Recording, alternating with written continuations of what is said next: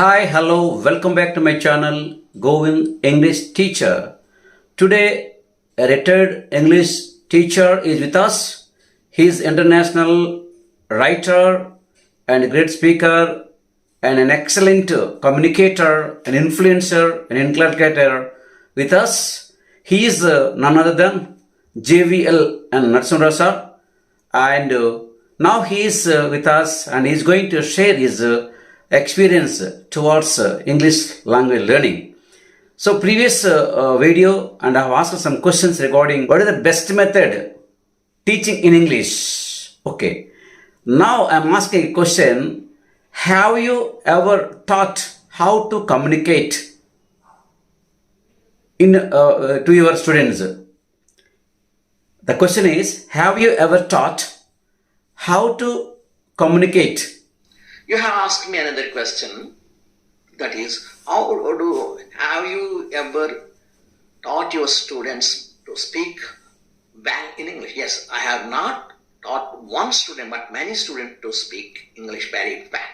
Most of my students have become journalists in Enadu and the ETV or TV9 and TV10 and so on. In the beginning they were shy, they were introverts. They couldn't speak in a sentence, but actually I asked them to speak. Don't worry about the mistakes. In fact, I forced them to speak. When we learn a language or anything when there is a need or when there is force. When you are compelled to speak something, when you are compelled to do something, you will do it. If you don't have interest. So I asked them to speak English whether they speak right or wrong. So they started speaking wrongly in the beginning. They made a number of mistakes, but I never corrected them outwardly. That is what we call it. We should not correct anybody directly. We call it indirect negative evidence. For example, you say, I came to school tomorrow. Don't say that that is wrong. You say, I came to yesterday or I will come to school tomorrow. Of course, the context decide which is correct. Because of the context, you know what is the meaning of the child or the learner. In that way, you can correct. There is also one word, mothercy, in discourses for oriented pedagogy. That means a child. This is an interaction between a mother and a child. A mother never tries to correct his child. He changes his modulation. He speaks very sweetly to his child. Her tone is always polite. Suppose he saw a bird like crow and say, it is a sparrow. No, she doesn't say that is wrong. He simply says that, no, oh, sparrow, sparrow. But it doesn't say that it was not a crow, but it is a sparrow. That in that way, a child indirectly corrects the child. That is what a child should do.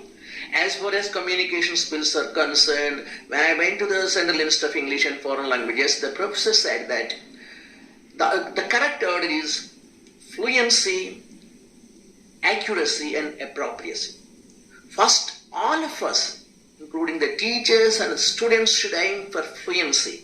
Fluency means try to speak fluently. Don't worry about grammar.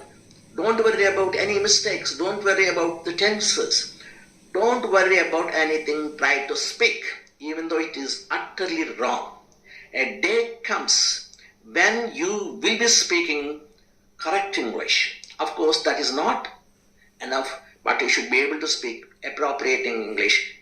That is the finest. For example, if I say, Mahatma Gandhi kicked the bucket, it is grammatically correct.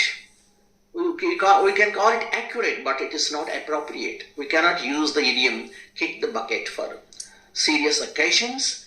If you say, my grandmother kicked the buckets, that is acceptable, but you cannot say kick the bucket for a great leader like Mahatma Gandhi. With this, I am taking leave of you. Thank you very much, Ravindra.